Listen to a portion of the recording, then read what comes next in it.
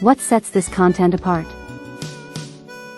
During all the off-grid discussions in this book, you will notice I maintain focus on the low and middle economic and social classes. This book is written by a poor person, and for the poor people of the world.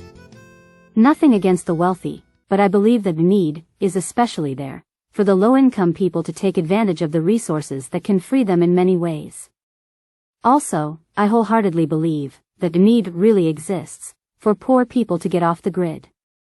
People of need are the ones that have the true necessity to save money and stop spending large percentages of their income on water, food, communications, and energy.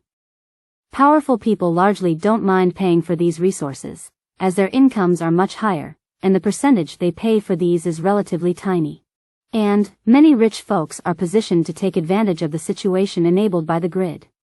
For instance, they often can hire lower-wage employees for their businesses, have more social, economic, and political power over a larger part of the population, make more money from their investments in the water, food, communications, and energy industries, among other many benefits. But they do it on the backs of the poor. Many know it, while many others ignore and deny these moral crimes. This book is not about a story of a wealthy person who just purchased a countryside cabin and is heroically working hard to be off the grid. Nor is it about a well-to-do and attractive couple going on a cross-country adventure driving their $500,000 off-grid recreational vehicle.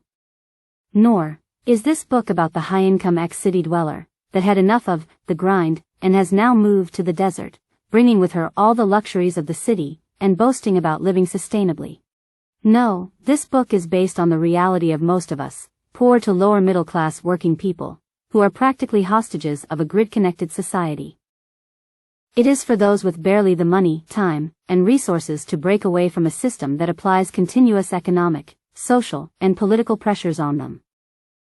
This book's author is not bound by the need for book sales, corporate pressures, or political or social commitments to further any narrative for personal gain.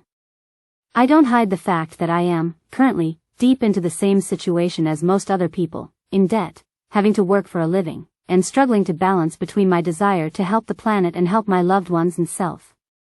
Here, I don't hide that I too struggle to get and remain off the grid, and I lay plain the difficulties, roadblocks, and advantages of getting off the grid. This content is different because it is bold, uninterested in approval, and unafraid of criticism and attack. This content is only interested in helping and improving the lives of those that need it, and exposing a system that is out to get you, literally.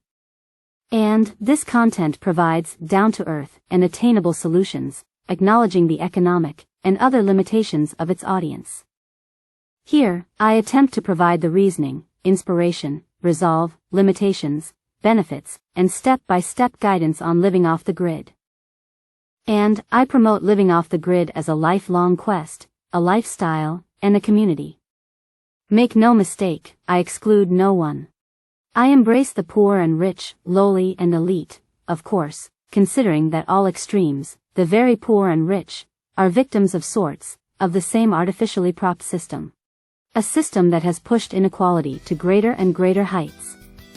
Always with the goal of chipping away at the artificial columns of this system, for what I truly believe to be, for the benefit of all. This concludes Section 1, Part 1, of the Living Off the Grid in the City book, which is the basis for this podcast. Thank you for listening.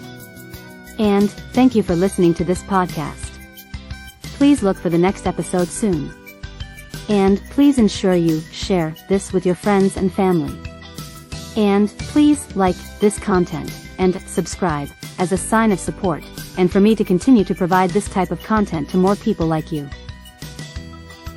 By Hector Vladimir. September 8, 2023. Georgia, USA.